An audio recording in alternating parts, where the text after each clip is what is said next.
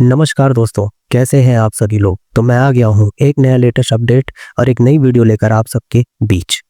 तो दोस्तों, क्या आपने कभी सोचा है कि अगर धरती के बाहर भी कोई जीवन हो तो वह कैसा दिखता होगा।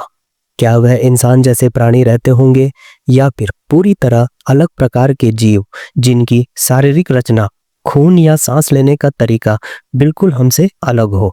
इसी रहस्य को सुलझाने की कोशिश करता है एक नया और तेजी से उभरता हुआ विज्ञान, जीनोबायोलॉजी, जिसे हिंदी में विदेशी जीवन विज्ञान या पृथ्वी से परे जीवन का अध्ययन कहा जा सकता है। जीनोबायोलॉजी का एक ऐसा क्षेत्र है जो यह समझने की कोशिश करता है कि जीवन किन किन रूपों में संभव हो सकता है, खासकर उन जगहों पर जहां पृथ्वी जैसी परिस्थितियां मौजूद नहीं है। धरती पर जीवन पानी, ऑक्सीजन, कार्बन और सूर्य की ऊर्जा पर निर्भर है, लेकिन जीनोबायोलॉजिस्ट यह सवाल पूछता है कि अगर किसी ग्रह पर पानी नहीं है, अगर वहां ऑक्सीजन नहीं है या अगर तापमान बहुत ज़्यादा या बहुत कम है, तो क्या फिर भी कोई जीवन संभव है। आज दुनिया भर के वैज्ञानिक संस्थाएं जैसे नासा, ईएसए, इसरो इस विषय पर गहराई से शोध कर रही है। नासा के एस्ट्रोबायोलॉजी प्रोग्राम और यूरोपियन स्पेस एजेंसी के एक्सो मार्स मिशन जैसे अभियानों का एक बड़ा लक्ष्य यही है कि धरती से बाहर जीवन के संकेत खोजे जाएं। जीनोबायोलॉजी का नया विचार नया नहीं है। हजारों सालों से इंसान आसमान में झांकता है और यह सोचता आया है कि क्या हम अकेले हैं। लेकिन वैज्ञानिक रूप से यह क्षेत्र 20वीं सदी के मध्य में आकार लेने लगा, जब अंतरिक्ष अनुसंधान तेजी से बढ़ा। 1950 और 1960 के दशक में जब पहले उपग्रह और रॉकेट अंतरिक्ष में भेजे जा रहे थे, तब वैज्ञानिकों ने यह सोचना शुरू किया कि अगर किसी और ग्रह पर जीवन हो तो उसकी संरचना कैसे होगी। इसी दौर में एस्ट्रोबायोलॉजी और जीनोबायोलॉजी जैसे शब्दों का प्रयोग शुरू हुआ। हालांकि दोनों में थोड़ा फर्क है।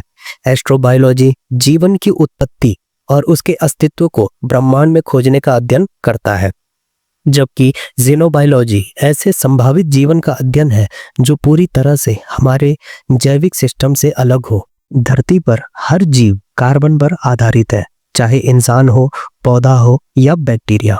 लेकिन जीनोबायोलॉजिस्ट पूछते हैं कि क्या किसी दूसरे ग्रह पर सिलिकॉन, नाइट्रोजन या किसी और तत्व के आधार पर जीवन बन सकता है, क्योंकि ब्रह्मांड में कई जगह ऐसे तत्व बहुतायत में मौजूद हैं। अगर वहां जीवन है तो उसका डीएनए हमारे डीएनए जैसा नहीं होगा, वह किसी और तरह के जैविक सिस्टम पर काम कर सकता है। उदाहरण के तौर पर वैज्ञानिकों ने ऐसे प्रयोग किए हैं जहां उन्होंने बैक्टीरिया को इस तरह बदला है कि प्राकृतिक डीएनए के अलावा कृत्रिम रूप से तैयार की गई एक्सएनए पर जिंदा रह सके। यह प्रयोग यह दिखाता है कि जीवन को नई रासायनिक सीमाओं में ढाला जा सकता है, और यही जीनोबायोलॉजी का मूल सिद्धांत है। जीवन सिर्फ वैसा नहीं होना चाहिए जैसा हम जानते हैं। वर्तमान समय में कई अंतर्राष्ट्रीय मिशन इस दिशा में काम कर रहे हैं। उदाहरण के लिए मार्स, नासा का परसिवरेंस रोवर और इसरो का मंगलयान मिशन दोनों इस सवाल की खोज में है कि क्या कभी मंगल पर जीवन था। यूरोपा या चंद्रमा बर्फ से ढका हुआ है, लेकिन नीचे विशाल जलमंडल मौजूद है। वैज्ञानिकों का मानना है कि यहाँ सूक्ष्म जीव जैसे जीवन संभव हो सकते हैं। टाइटन या चंद्रमा मीथेन और एथेन के झीलों से भरा हुआ है। नासा का ड्रैगन फ्लाई मिशन जल्द ही वहां जाएगा, यह जानने के लिए कि क्या कार्बन रहित परिस्थितियों में भी जीवन विकसित हो सकता है। वीनस, हाल ही में वैज्ञानिकों ने वहां ऑस्पिन गैस के संकेत पाए, जो जीवन के अस्तित्व का संकेतक मानी जाती है। भारत भी इस क्षेत्र में पीछे नहीं है। इसरो के वैज्ञानिक अब ऐसे मिशनों की योजना बना रहे हैं जिनमें बाहरी ग्रहों और चंद्रमाओं पर जैविक अणुओं की खोज शामिल है। भारत का भविष्य मिशन शुक्रयान इस दिशा में महत्वपूर्ण भूमिका निभा सकता है। इसके अलावा भारतीय विश्वविद्यालयों और शोध संस्थानों में सिंथेटिक बायोलॉजी और एस्ट्रोबायोलॉजी पर कई प्रोजेक्ट चल रहे हैं। जो जीनोबायोलॉजी के हिस्से हैं।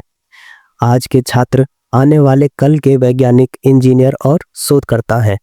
अगर आप विज्ञान, बायोलॉजी, केमिस्ट या स्पेस साइंस में रुचि रखते हैं तो जीनोबायोलॉजी आपके भविष्य का विषय हो सकता है। यह क्षेत्र आर्टिफिशियल लाइफ, जेनेटिक इंजीनियरिंग और एआई ड्राइवन बायोलॉजी से जुड़ा हुआ है। यानी यह सिर्फ एलियन खोजने का विज्ञान नहीं है, बल्कि जीवन को नए तरीके से समझने का रास्ता भी है। इस क्षेत्र में काम करने से स्टूडेंट्स को ये फायदे हो सकते हैं: अंतरिक्ष अनुसंधान में योगदान देने का मौका, नई दवाओं, कृत्रिम जीवों या बायोटेक्नोलॉजी में नवाचार, भविष्य के लिए अंतरिक्ष मिशनों की वैज्ञानिक नींव तैयार करना और सबसे इम्पोर्टेंट, ब्रह्मांड में जीवन की विविधता को समझने का अवसर। अब दोस्तों हम बात करेंगे हाल ही की घटनाएं और करंट अफेयर से जुड़ाव।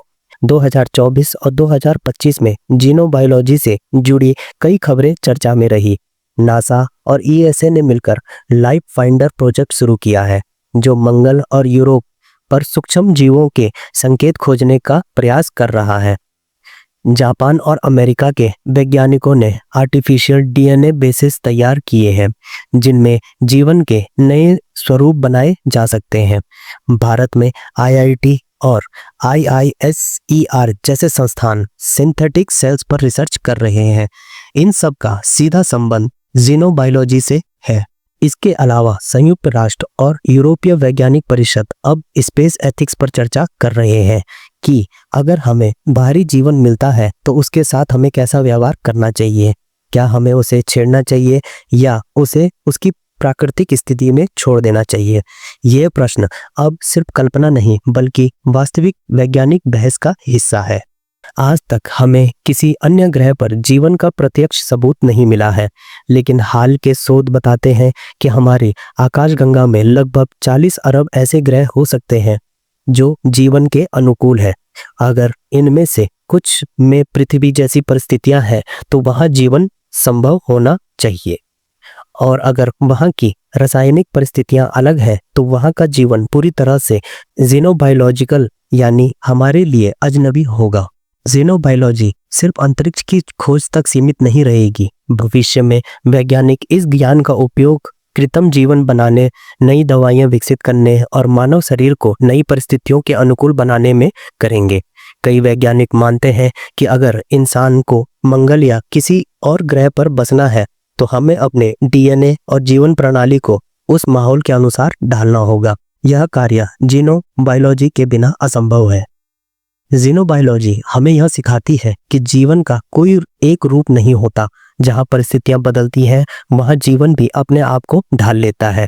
यह विज्ञान हमें सिखाता है कि संभावनाएं असीम है, बस हमें खोजने की हिम्मत रखनी चाहिए।